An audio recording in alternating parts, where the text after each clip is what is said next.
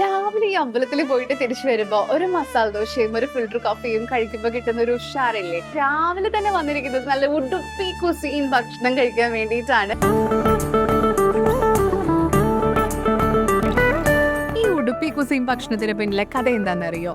കർണാടകയിലെ ബ്രാഹ്മൺസ് ഭഗവാൻ ശ്രീകൃഷ്ണന് സ്നേഹത്തോടെ ഉണ്ടാക്കി കൊടുക്കുന്ന ഭക്ഷണങ്ങളാണ് പിന്നീട് ഒരു കാലത്ത് ഉടുപ്പി കുസീൻ ഫുഡ് എന്നുള്ള രീതിയിൽ അറിയപ്പെട്ടു തുടങ്ങിയത്.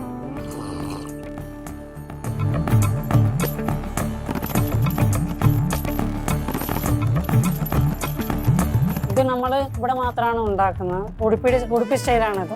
നമ്മൾ ഇതിനകത്ത് ചേർക്കുന്നത് ദോശരി, കാശ്മീരി ചില്ലി, ജീരകം, ഇങ്ങനെ കുറച്ചൊരു 10-15 ഐറ്റംസ് നമ്മൾ ചേർത്തിട്ടാണ് ഇത് ഉണ്ടാക്കുന്നത്. ഇത് എവിടെയും കിട്ടാറില്ല, ഇവിടെ മാത്രം നമ്മൾ ഉണ്ടാക്കുന്ന സാധനമാണ്.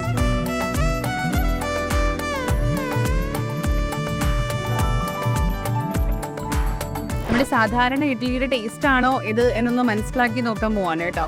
ഇത് കാണുമ്പോൾ പുട്ട് പോലെ തോന്നും, പക്ഷെ ഇത് ആക്ച്വലി ഇഡ്ഡലി തന്നെയാണ്.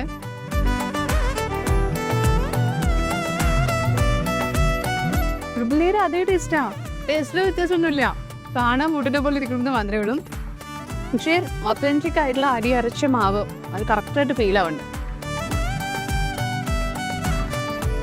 സോ ലൊക്കേഷൻ എക്സാക്ട്ലി വരുന്നത് നമ്മുടെ ദർബാർ ഹാൾ റോഡിലുള്ള കഫേ വുഡ്ലാൻഡ്സിലാണ്.